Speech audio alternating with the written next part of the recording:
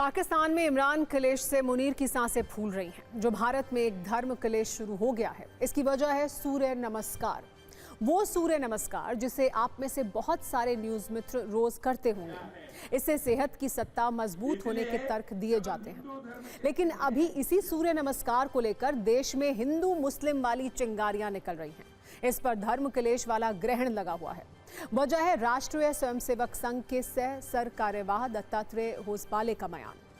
वैसे तो सूर्य नमस्कार के 12 आसन करने से मन शांत रहता है, लेकिन इसी से जुड़े एक बयान पर मौलानाओं और मौलवियों के गुस्से का तापमान बहुत बढ़ा हुआ है।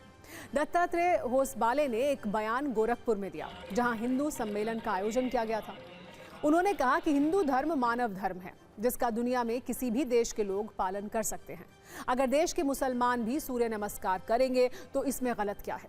नमाज पढ़ने वाले मुस्लिम बंधु भी पर्यावरण की दृष्टि से नदी की पूजा करें तो क्या बिगड़ता है? और मुसलमान अगर प्राणायाम भी करेंगे तो इसमें भी कोई दिक्कत नहीं है। होसबाले के अनुसार प्रकृति पूजा से जुड़ी प्रथाएं किसी धर्म के लिए हानिकारक नहीं होनी चाहिए। पहले उनका बयान सुनिए, फिर इस पर मचा धर्म कलेश भी आपको दिखाएंगे। आज मैं सनातनी हूँ, कल सिख बन सकता हूँ। मेरे गाड़ी में मैं बदलता हूँ, लेकिन धर्म नहीं बदल सकता। धर्म के नियम को पालन करना चाहिए। यह अपने पूर्वजों ने बताया धर्म क्या है। नमाज पढ़ने वाले हमारे मुस्लिम बंधु भी पर्यावरण की दृष्टि से नदी की पूजा करे तो क्या बिगड़ता है? वो सूर्य नमस्कार करे तो हम कोई विरोध करने वाले हैं क्या? वो प्राणायाम करेंगे तो गलत है क्या? नहीं है।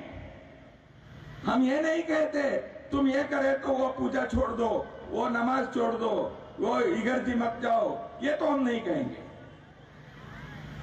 हम जो कह रहे हैं धर्म का, ये मानव धर्म है। दत्तात्रेय होसबाले का बयान कुछ मौलानाओं और मौलवियों को बहुत चुभा है और सूर्य नमस्कार वाले ज्ञान पर मजहबी घमासान शुरू हो गया है। हालांकि साधु संत दत्तात्रेय होसबाले के बयान के समर्थन में हैं। मुस्लिम पक्ष का कहना है कि इस्लाम में सिर्फ खुदा की इबादत की जाती है, जबकि साधु संतों का तर्क है कि भारत में मुस्लिम कोई नहीं है, बल्कि सब हिंदू हैं, क्योंकि सबके पूर्वज हिंदू ही हैं। मुस्लिम पक्ष के मुताबिक किसी का धर्म थोपना गैर संवैधानिक है। हिंदू पक्ष का सवाल है कि मुस्लिम समुदाय को सूर्य नमस्कार करने में दिक्कत क्या है। मौलाना पूछ रहे हैं कि आरएसएस के सह सर कार्यवाह मुसलमानों को नसीहत देने वाले कौन हैं, जबकि हिंदू पक्ष का कहना है कि सब पहले हिंदू ही थे।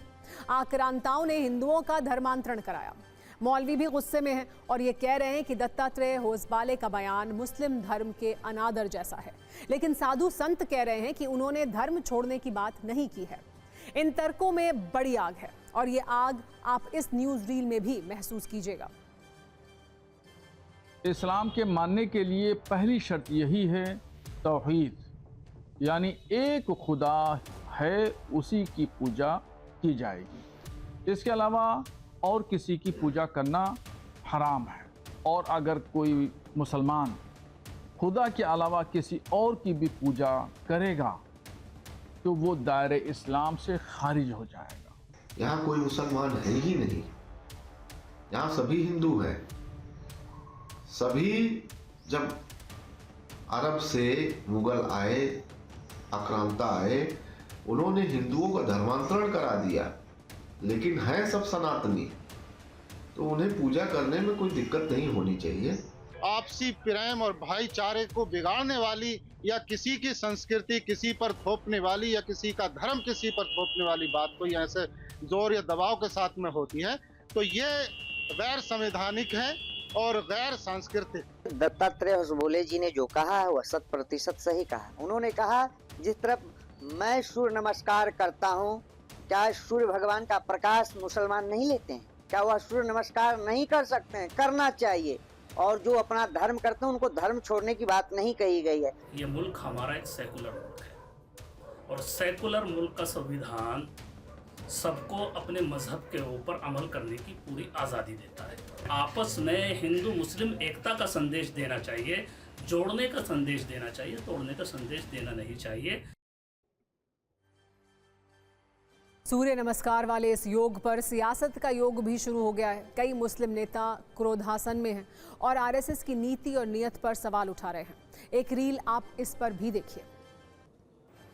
वो कोई नहीं होते हमें बताने वाले। ये एक आज़ाद देश है और ना वो इस देश के राजा हैं, ना इस देश के कोई संविधान उनके अधीन है, ऐसा नहीं है।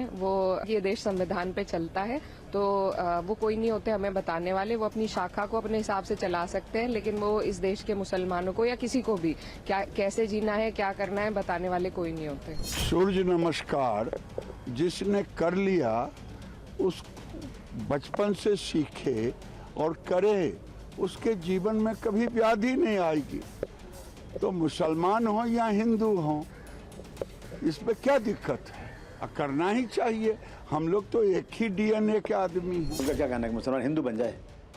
हम तो नहीं करें कोई हिंदू मुसलमान बन जाए। सबका अपना अपना धर्म है, अपने अपने धर्म चलते हैं। किसी की आस्था पे मेजॉरिटी का होने पर अहंकार इतना हो गया कि आप किसी के बारे में कुछ बोल देंगे।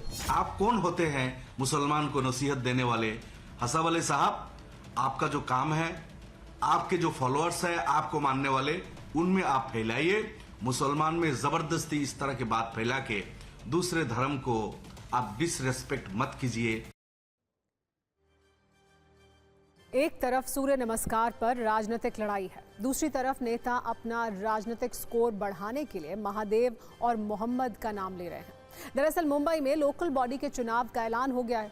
इसमें सबसे ज्यादा ध्यान मुंबई नगर निगम पर है। महाराष्ट्र सरकार के मंत्री नितेश राणे ने कहा है कि इस बार मुंबई का मेयर कोई आई लव मोहम्मद वाला नहीं, बल्कि आई लव महादेव वाला होगा। इस बयान को विपक्षी दलों ने बांटने वाला और भड़काने वाला कहा है। कि मुंबई का डीएनए ये हिंदुत्व का ही रहा है। जो कोई मेयर बनेगा वो आई लव महादेव को ही मानने वाला होगा। मैं कहीं पाकिस्तान, इस्लामाबाद, कराची वहाँ बैठ के कहीं आई लव महादेव की बात नहीं कर रहा हूँ।